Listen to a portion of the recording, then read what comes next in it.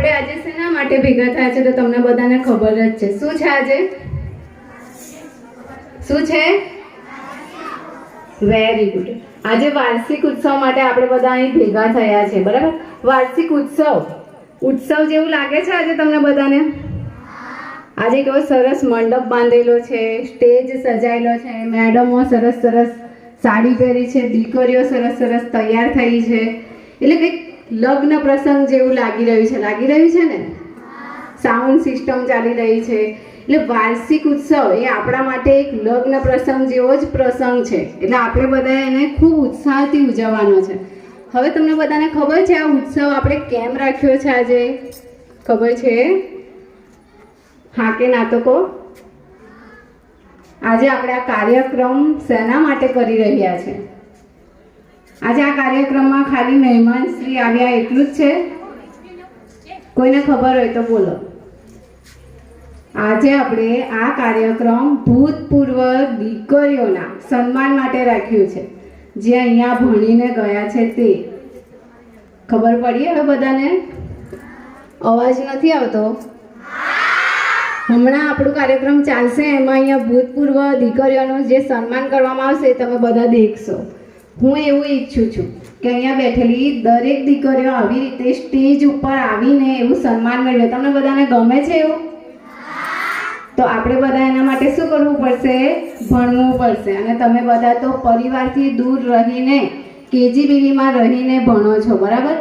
એટલે દરેક દીકરીઓએ ભણવામાં ખૂબ ધ્યાન રાખવું. અને બીજું, હમણાં આપણે એક પ્રાર્થના સાંભળી, મનુષ્ય તું બડા મહાન હે.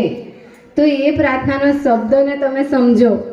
મનુષ્ય માટે નહીં, બરાબર? દરેક મનુષ્ય એક મહાન છે કેમ કહેવામાં આવ્યું છે? એનું કારણ ઘણું બધું છે. આપણે અત્યારે દીકરીઓની વાત કરીએ, મતલબ નારી શક્તિ.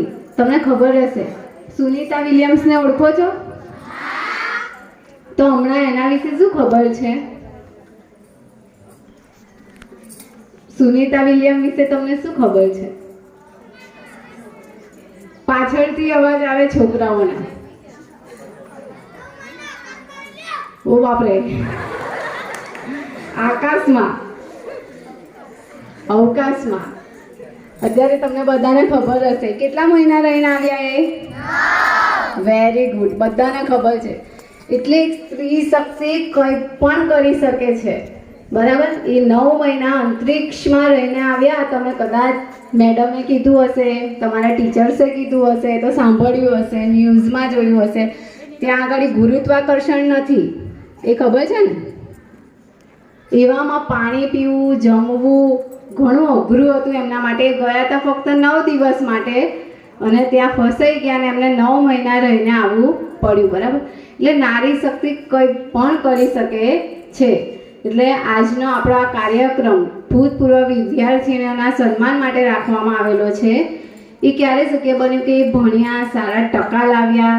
એટલે હું એવી ઈચ્છા રાખું છું કે મારી દરેક દીકરીઓ ભણવામાં હોશિયાર બને, સારા ટકા મેળવે, અહીંયાથી ભણીને પણ આગળ જઈને સારું ભણે. મતલબ તમે પછી ઘરે જઈને લગ્ન કરી દે. ભલી મિત્રોને પણ વિનંતી કે દીકરીઓને ભણવામાં રસ હોય તો ભણાવો. અહીંયા તમે દેખો મોટા ભાગે લેડીઝ સ્ટાફ છે.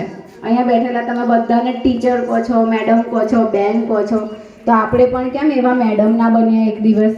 તો બધા બનીશું ને? તો આજનો આપણો આ કાર્યક્રમ ખૂબ મજાથી આપણે માણીએ. અને તમે બધા ખૂબ સરસ ડાન્સ તૈયાર કર્યો છે, જે ખૂબ જ આનંદ આપે છે, બરાબર? તેના માટે બધાને થેન્ક યુ.